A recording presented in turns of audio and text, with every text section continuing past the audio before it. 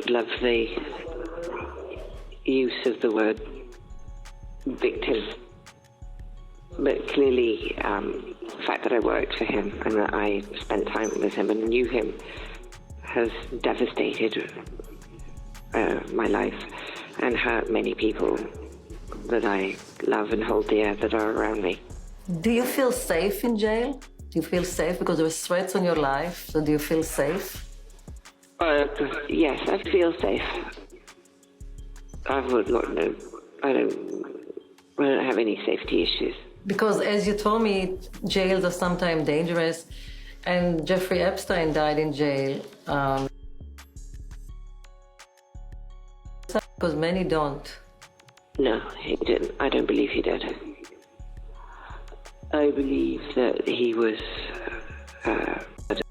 Romanian Angels Project in late 2012, early 2013 through to 2015. And obviously you have seen all the TikToks describing the scandal. And to explain that to you, just to kind of separate the myth from the facts of this, I'll tell you what the facts are. The facts are that Lori Francevy established the Everyday Heroes Foundation, which was supposed to help children in need. That was established in Arizona under Erika's mother's name, Lori Francevy.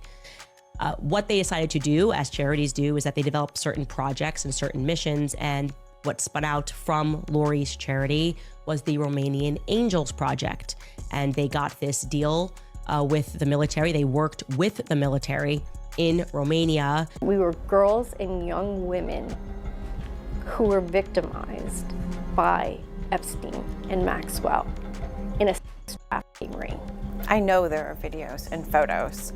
I know that Jeffrey had recording cameras in his house. Powerful people who caused us harm are being protected and we're being exposed. It is meant to silence us. Ghislaine Maxwell just dragged Erika Kirk straight into the darkest part of the Epstein story. What was sold as isolated rumors suddenly gained terrifying weight when whispers from inside that network revealed how victims were silenced. And Erika's name keeps surfacing in the middle of it. And if Ghislaine Maxwell's world really touched Erika's, people are left asking one chilling question: how many voices were silenced to keep this hidden? For years, Erika presented herself as a devoted widow and conservative voice. But now the conversation has shifted. Insiders and resurfaced details point to a system of control and intimidation that kept victims quiet. And the patterns in Erika's timeline, from elite access to carefully managed image changes, are starting to look far less coincidental. I was here for 5 years.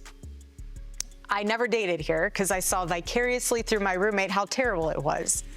Somehow getting drinks was the replacement of having coffee and breakfast. I personally would rather have coffee or brunch with someone than going, I don't drink. I find it unproductive, not because I'm holier than whatever. I just don't operate that way. But I always thought it was very strange how she would go to drinks with one guy and then go to dinner with another. So it goes twofold here. So if you're expecting to marry someone that I was blessed with, like a Charlie, you have to be the type of woman that will attract a Charlie. Are you going to church? Are you going to Bible study? The moment those connections lined up, the polished public story stopped feeling like reinvention, rather protection. Ghislaine Maxwell's revelations have pulled Erika Kirk directly into the heart of how Epstein's operation allegedly silenced those who entered its world. What was once whispered speculation now carries the weight of someone who knew the machinery from the inside. Maxwell described a network that did not just exploit, but methodically controlled and quieted its victims through isolation, pressure, and strategic influence. Young stars drawn into elite circles often found themselves changed, sometimes broken, their voices muted by the very system that once elevated them. Michael Jackson's name has resurfaced in these discussions with new intensity. Maxwell's accounts paint a picture of powerful figures who moved through the same rarefied environments where Jackson spent parts of his later life. The patterns echo across other young talents: Justin Bieber, Jaden Smith, Aaron Carter, and others who entered fame early and later spoke of overwhelming pressure, manipulation, and emotional damage. To prove my innocence, my complete innocence, so be it. Throughout my life, I have only tried to help thousands upon thousands of children to live happy lives. It brings tears to my eyes when I see any child who suffers. I am not guilty of these allegations, but if I am guilty of anything, it is of giving all that I have to give to help children all over the world. It is of loving children of all ages and races. It is of gaining sheer joy from seeing children with their innocent and smiling faces. It is of enjoying through them the childhood that I missed myself. When you're talking about children, we met Gavin. Mm-hmm. And it was a great privilege to meet Gavin because he's had a lot of suffering in his life. Yeah. When Gavin was there, he talked about the fact that he shares your bedroom. Yes. Can you understand why people would worry about that? Because they're ignorant. But is it really appropriate for a 44-year-old man to share a bedroom with a child who is not related to him at all? That's a beautiful thing. That's not a worrying thing? Why should they be worrying? Who's the criminal? Who's Jack the Ripper in the room? This is a guy trying to help heal a child. I'm sleeping in a sleeping bag on the floor. I gave him the bed because he has a brother named Star. So him and Star took the bed, and I'm on the floor in the sleeping bag. Did you ever sleep in the bed with them? No.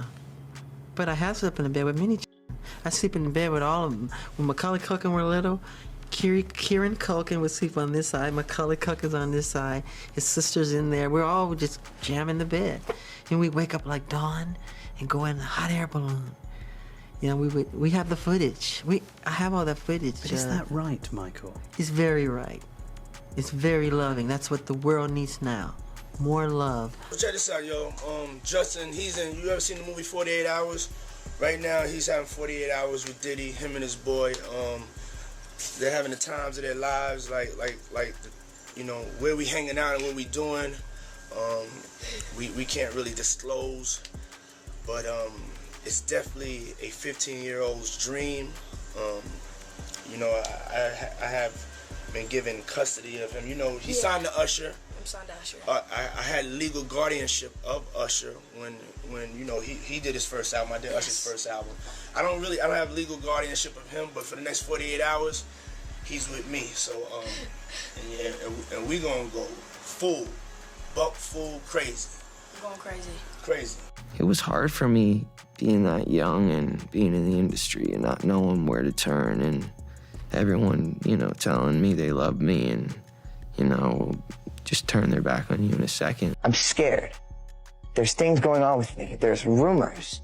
There's people that are body shaming me, and they're putting me down. And yeah, like, I didn't realize I was 115 pounds. That is terrible. I wasn't even looking at myself in the mirror because I didn't like the way I looked. What's your greatest fear? My greatest fear? I don't even know how to answer that question. Not being able to live as long as I can. That's my greatest fear. The road ahead is unexpected, and don't think that you know exactly how it's going to end up being, because it can change in a split second, and for good or for worse, you know, it all depends. And you got to go through life experiences. I would tell Justin, you know, hey, you're going to have to go through life. You know, yes, I know what it's like to do headlining tours and sell them out and be working and all over the world and be tired and exhausted and start getting frustrated with the people that you work with, and you know, I know what that's like, but you gotta know what it is that you're doing, and that it's a blessing. Remember where you were before you got to where you are.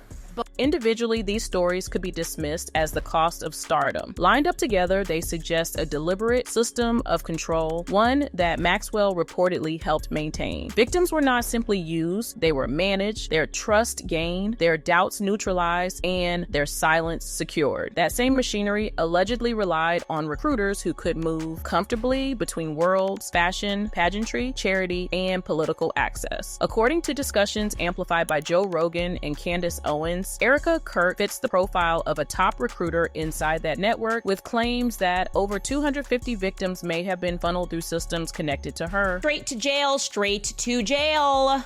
For questioning at least Erika.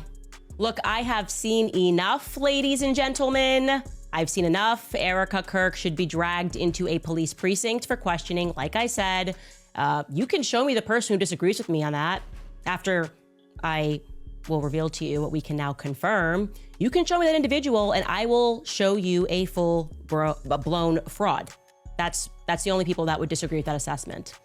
I said to my team this morning that the amount of evidence that is now piling up, I would say against Erika Kirk, is almost akin to an NBC Dateline episode, except it's actually more simplified than that. Like Dateline, that show is way too complicated. We were girls and young women who were victimized by Epstein and Maxwell in a trafficking ring. I know there are videos and photos. I know that Jeffrey had recording cameras in his house. Powerful people who caused us harm are being protected and we're being exposed. It is meant to silence us. I've heard Erika Kirk's got a dick. I've heard that one. Whoa, well, she seems thrilled right now. She's an odd duck. She's a kook for sure. You ever seen the compilation of her making crazy eyes? No. There's a video of her making demon eyes, and every time she makes the eyes, the music... It's so ridiculous. She's possessed. Well, she just gets intense. She's like the guy, what's the gang guy? What's that guy? Oh my God, look at that. She looks like a televangelist. Give me some volume. She's talking to Barry Weiss. There you go. Watch this. Pay attention to her eyes. Charlie said or believed things that they believed were controversial or even hateful, that he somehow had it coming. What do you say to people who justified... You're sick. He's a human being. Oh boy.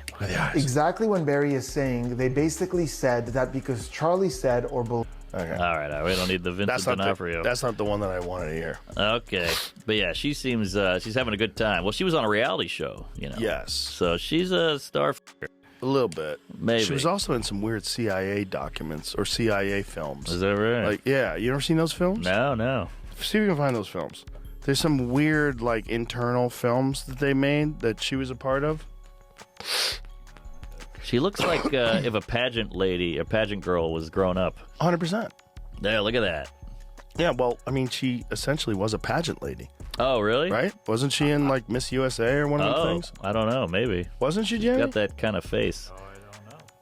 Well, there's a thing that people want, right? That attention, fame thing. Yeah. That is what they really want. Rogan and Owens have both highlighted how such operations required trusted insiders who understood elite social layers and could introduce vulnerable individuals without raising immediate alarms. Maxwell's insights give those claims new gravity. Erika's pre-Charlie timeline suddenly reads differently under this light. Long before she became known as the disciplined conservative figure, she moved through beauty pageants, reality television auditions, and high fashion circles. Old casting tapes show a far more outgoing, spotlight-hungry version of her, playful and ambitious, alongside figures like J.T. Massey. Really handsome. You look gorgeous. Are you fixing my... I got a little bacon. Babe, that's deep in there. Give them a cleavage. People want cleavage. Showcase it. Sells, babe. Sells. That's me. That's against religion.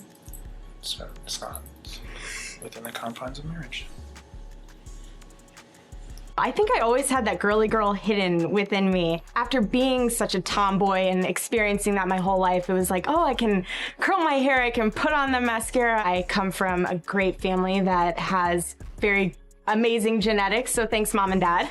She positioned herself aggressively in environments tied to Diane von Furstenberg, describing herself as highly adaptable and ready to integrate into that glamorous but private world at a moment's notice. Those same fashion orbits overlapped with individuals later connected to Epstein's network, including Ghislaine Maxwell herself and Naomi Campbell. Allegedly, Naomi was to Diddy, as Maxwell was to Epstein. Some old photos show she was in the same circle with Epstein, Diddy, and other social elites.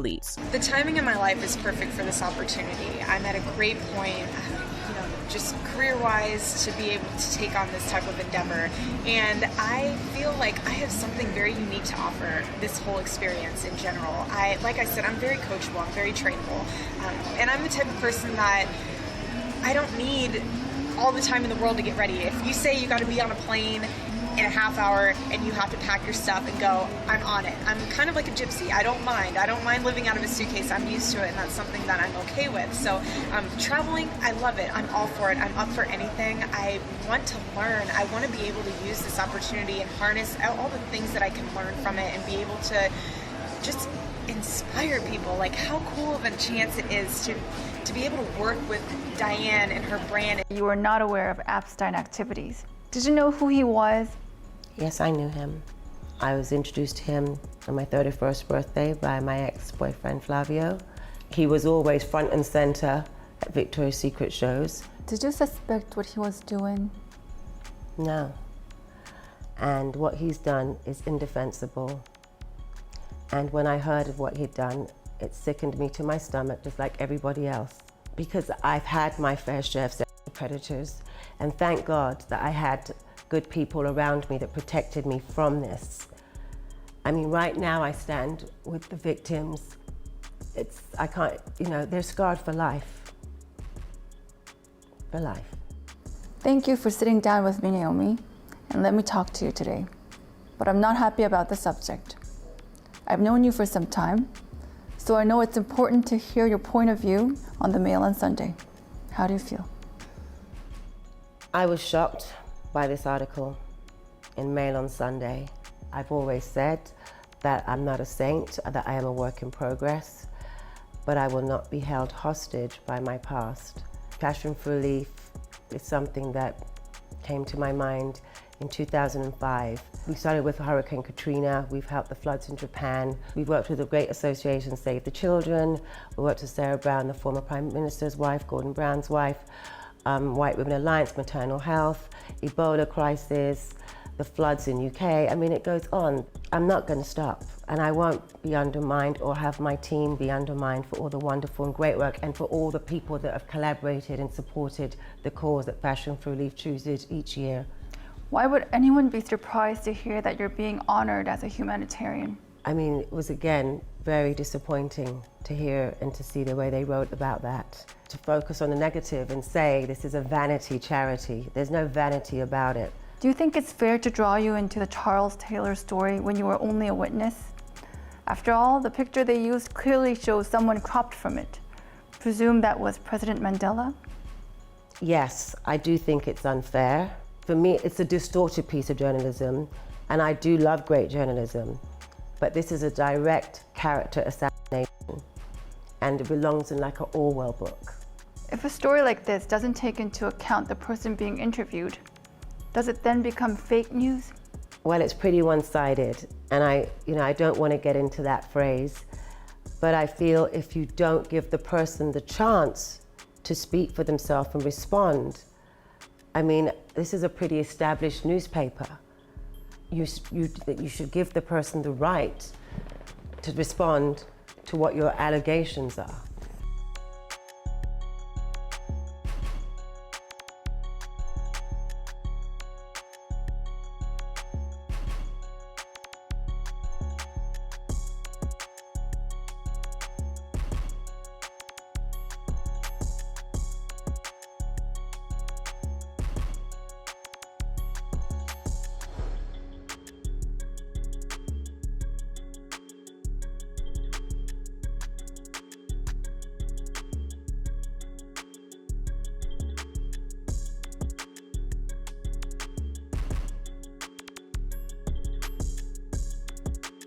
The Romania project adds another disturbing layer. Erika and her mother were deeply involved in Romanian Angels, publicly presented as humanitarian outreach for orphan children. On the surface, it looked admirable: gift drives, visits to placement centers, charitable collaboration. But the structure raised serious questions. The organization was not licensed for adoption or international placement. Documentation proved difficult to trace, and some partnerships existed near military installations where exploitation concerns had previously surfaced. According to Maxwell's reported revelations, projects like this could serve as ideal pipelines, offering legitimacy and access to vulnerable young people while operating under the cover of charity. The moment Maxwell began speaking about these mechanisms, Erika reportedly showed visible signs of panic. Does Erika Kirk have ties to a non-for-profit called Romanian Angels, which is somehow linked to child trafficking? Is the number one question I've been getting in my comment section, so I wanted to do a deep dive and figure out where this originated from. This all sort of broke loose when a creator on X shared this alleged story. Erika had an organization called Everyday Heroes Like You, and then they've listed here bullet points. Erika was a model and casting director in the early 2000s. Later, Erika ran in an evangelical ministry in Romania that contracted with US military and fostered children for adoption. Before Erika met Charlie, she was Miss Arizona, and here is an article that surfaced but is no longer traceable online. Arizona giving spotlight Erika Franci of Everyday Heroes Like You. Circled portion quotes Erika saying, "I'm very proud that we have been able to go international in the past few years. I absolutely love working with the military, so I feel blessed that we can do that on a continual basis in Constanta, Romania. From a domestic standpoint, this year I want to have our annual Pause for Cause event and work with local organizations that support foster for children and teens." This other image here is a flyer for Romanian Angels, which again, I cannot locate the origins of this.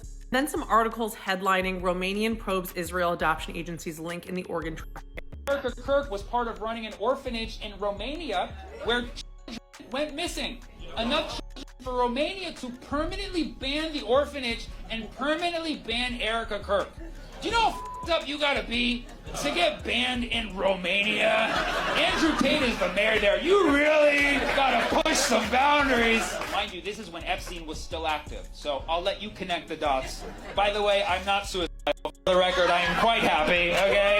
You heard it here. But the weirdest thing about Erika Kirk, she met Charlie Kirk not on Christian Mingle.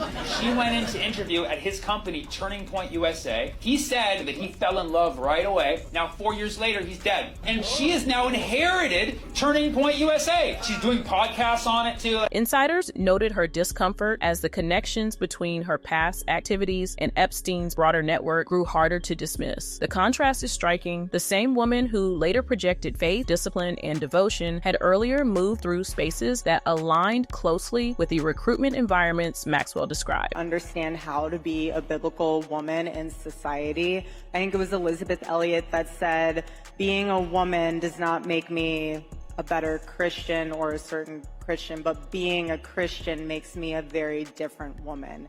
And I think understanding, yes, your biblical role, but also like, be the woman that your future husband deserves. Like, be the woman that, you know, God wants you to be. You don't have to be out partying. Don't, you know, be crazy thinking like I'm running out of time when your God is the author of time. One detail changes everything. The silencing system Maxwell outlined did not rely solely on threats. It depended on people who could build trust, reshape narratives, and redirect attention. Erika's rapid image transformation after meeting Charlie from nightlife and ambition to modest conservative wife now appears less like personal growth and more like strategic reinvention. Her quick consolidation of power at Turning Point USA after Charlie's death, the internal shakeups, the narrative control, all gain darker shading when viewed through the lens of someone skilled at managing perception and silence. Candace Owens and Joe Rogan have both drawn attention to these overlaps. Love you guys too. Oh, it's hard not to cry after watching that. I haven't seen that portion of him saying that video since that day happened. But Charlie, when he came onto campus, he loved to immerse himself in the culture of the campus that he was in. And so, from word on the street, you guys have a chant out there. I hear it's a good one. It's hotty toddy.